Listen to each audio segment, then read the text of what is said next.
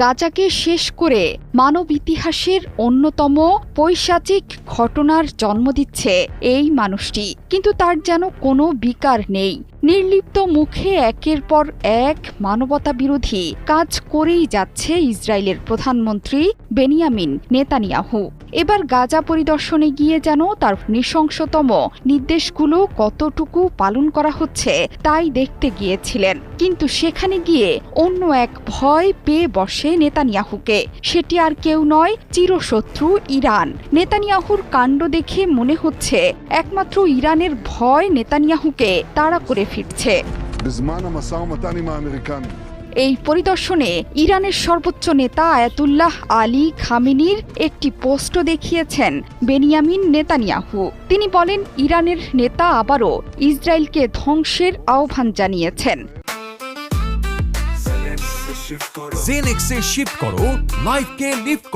যুক্তরাষ্ট্রের সঙ্গে আলোচনার সময়ও একই কাজ করছেন তিনি।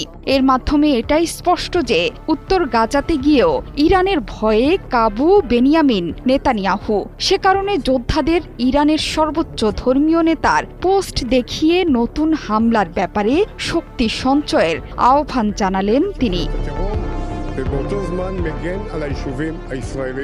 এই সফরে গাজায় সামরিক আগ্রাসন আরও বৃদ্ধির প্রত্যয় জানিয়েছেন বেনিয়ামিন নেতানিয়াহু।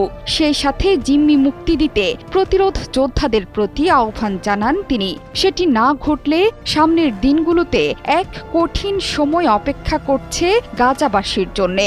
ইসরায়েলের আগ্রাসনে এরই মধ্যে ক্ষতবিক্ষত হয়ে গেছে গাজা উপত্যকা।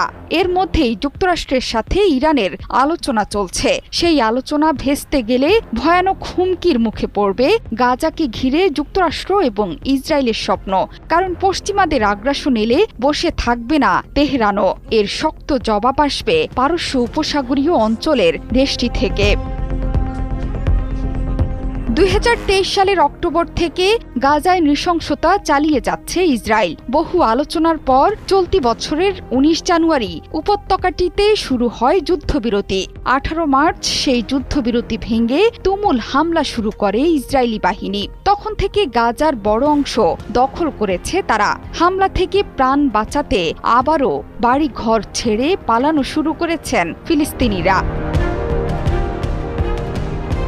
নেতানিয়াহু সহ ইসরায়েলের শীর্ষ কর্মকর্তাদের ভাষ্য, একমাত্র সামরিক চাপ দিয়েই হাতে বন্দী জিম্মিদের ফিরিয়ে আনা সম্ভব।